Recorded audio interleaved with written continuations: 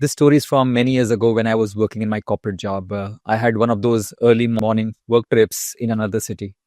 I took the train because it was cheaper than a flight and gave me a few hours to read some company reports. And that was a plan. But the reports stayed inside my bag the moment I got to my seat. I sat by the window, waiting for the train to start, telling myself I would begin once we were on the move. But as the city gave way to the suburbs and then to open fields, I found myself just staring out, not thinking about much. About an hour later, we stopped at one of those small stations you probably wouldn't even notice if you aren't looking. It was a tin roof tea stall, couple of peeling benches, three stray dogs sleeping near the tracks. That's when I saw him, a chaiwala or a tea seller, maybe in his 60s, wearing a faded shirt and a towel around his neck. He was holding a big aluminium kettle in one hand and a stack of paper glasses in the other. He wasn't in a hurry, but he wasn't slow either. He had that steady, unhurried rhythm of someone who has done this a thousand times before. Then I saw a boy appearing. He was barefoot, maybe 10 or 11 years of age, wearing a torn shirt and shorts. You could tell straight away he did not have money. He just stood there, looking at the kettle. The chaiwala glanced at him, said nothing, poured half a glass, and handed it over. When the boy tried to mumble something, maybe offering to pay later, the man just waved him off and went back to serving his customers. 10 seconds, and it was done. There were no speeches, no fuss, no look at my kindness, just a quiet, everyday act of generosity. The train moved, but that image stayed with me.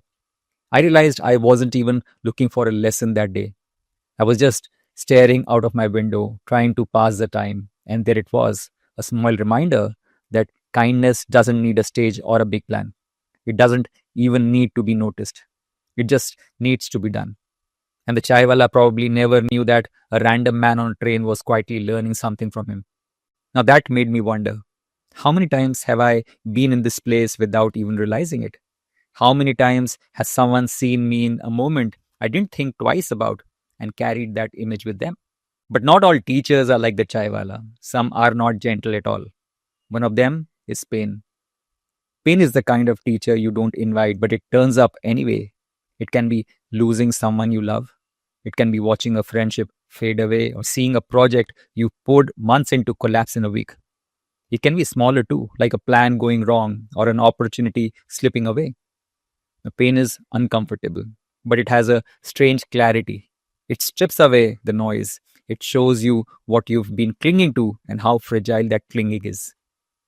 I've had personal moments like that where something I thought was solid suddenly broke, and in the middle of the hurt, I could see the truth more clearly than before. Pain doesn't give you an easy lesson, but it gives you one that you don't forget. And then there's this time, the most powerful, most patient, the most relentless of all teachers. Time takes things from you. It takes away people, opportunities, even the version of yourself you thought would last forever. But in the same movement, it gives you something back. It gives you perspective, it gives you humility and a kind of quiet acceptance. You start to see that nothing is truly yours to hold forever. Not your possessions, not your successes, not even your identity. And somehow that realization can make you lighter. You stop gripping so tightly. You stop thinking you can freeze the good moments or outrun the bad ones. You let life move. When I think about all that now, the chaiwala taught me something in 10 seconds. Pain taught me over weeks and months. And time has been teaching me for decades. Now, none of these lessons came from a classroom or a textbook. They came because I happened to be paying attention, or because life refused to let me look away. That's the thing. Learning is not about collecting lessons like trophies. It's about being open without the constant filter of wanting or fearing. When you do that, every moment, even a small act of kindness or a season of pain or the slow passing of years, they become a teacher. And here's something I've come to believe. You might also be a teacher in someone's life without even knowing it. The way you speak to your parents when you're tired, the way you handle a setback, the way you treat a waiter at a roadside dhaba, someone is watching. They may never tell you, but they're taking something from that moment. And maybe years later, they'll remember it the way I remember the chaiwala. Teaching and learning are not two separate things. They're just the flow of life. They move quietly between people. Sometimes you are the student, sometimes you are the teacher. And most of the time, you're both at once. The chaiwala probably never knew he taught me anything, but he did.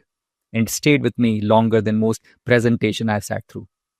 So the next time you're looking out of a train window, remember that your teacher might be standing right there on the platform. And without knowing it, you might be someone else's too. I wish you a happy Teacher's Day. Thank you for your time.